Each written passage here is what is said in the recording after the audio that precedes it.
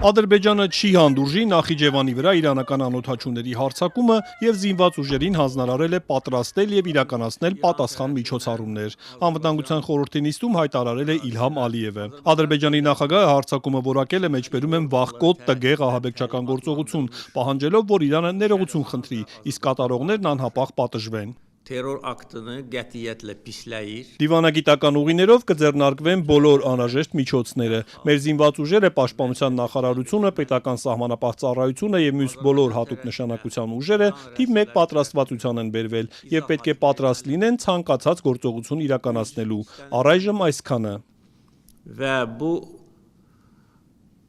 terror aktını törədənlər Թե կոնկրետ ինչ գործողություններ կլինեն եւ արդյոք Ադրբեջանը Իրանին պատասխան հարված կհասցնի, դեռ պարզ չէ։ Բայց դեռ մարտի 3-ին տարածաշրջանային OSI մեդիա լրատվամիջոցը հղումանելով անկախ գազետ-չիին գրել էր, թե Ադրբեջանը սկսել է զոր կուտակել Իրանի հետ սահմանին եւ իր զորքերը մարտական պատրաստության է բերել։ Հետաձգվել են սպաների ու զինվորների արձակուրդները։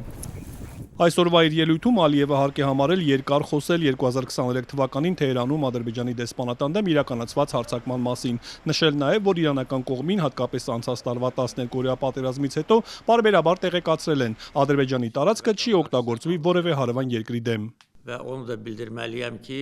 Ադրբեջանը չի մասնակցել եւ չի մասնակցի Իրանի դեմ գործողության ոչ նախկինում, ոչ էլ հիմա։ Սա է մեր դիրքորոշումը, բայց մենք պաշտպանել ու պաշտպանում ենք մեր տարածքային ամբողջականությունը, ինչպես վերջ տվեցինք հայկական օկուպացիային, պատրաստ ենք մեր ուժը ցուցադրել ցանկացած չար ուժի, եւ Իրանը չպետք է մոռանա սա։ o vaxtda bizdə şübhə yox idi ki, bunu törədən İran dövləti. Ալիևը նշել է, որ դեսպանատան վրա հարձակումից հետո Իրանի պետական վերահսկողության տակ գտնվող լրատվամիջոցներն Ադրբեջանի դեմ մեջբերում են զրպարտչական կեղտոտ արշավ էին վարում, Ադրբեջանին նարատավորելու եւ Իրանում ապրող իրենց հայրենակիցների տրամադրությունները փոխելու համար, որովհետեւ նրանք լավ գիտեն, որ այսօրվա Ադրբեջանը նաեւ հույսի վայր է Իրանում ապրող շատ ադրբեջանցիների համար։ Իրանում ապրող ադրբեջանցիներին Ալիևը կարծես պատահական չի հիշել։ Ընդամենը 1 օր առաջ Իրանում բնակվող մոտ 30 միլիոն ադրբեջանցիների ներկայացնող հարավային Ադրբեջանի համակարգող հարթակը նամակով դիմել էր Իլհամ Ալիևին եւ խնդրել անհապաղ միջոցներ ձեռնարկել պատերազմի ընթացքում իրենց անվտանգությունն ապահովելու համար։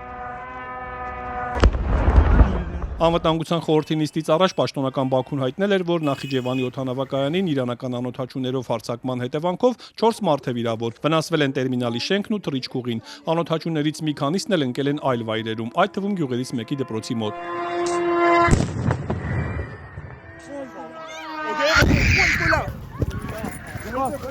Ըստ իրանական պետական լրատվամիջոցների Իրանի զինված ուժերը հերքել է, թե հարվածել է Ադրբեջանին։ Ավելին, գլխավոր շտաբը պնդել է իրենց հետաքննությունը պարզել է, որ հարձակումն Իսրայելն է իրականացրել, որպեսզի Ադրբեջանը մեղադրի Իրանին ու սրվեն երկու երկրների հարաբերությունները։ Իրանի առնչությունը կասկածի տակ է դրել նաև Իսլամական Հանրապետության փոխարգործնախարար Քազեմ Ղարիբաբադին, հայտարարելով, թե Թեհրանը չի թիրախավորում հարևան պետություններին։ Միաժամանակ իրանցի դիվանագետը նշել է, հարևան երկրների տարածքը թիրախավորվում է միայն այն դեպքում, երբ մեջբերում են թշնամական պետությունների այդ տարածքներում գտնվող ռազմաբազաները ակտիվ են եւ օգտագործվում են Իրանի անմեղ բնակիչների դեմ հարվածների նպատակով։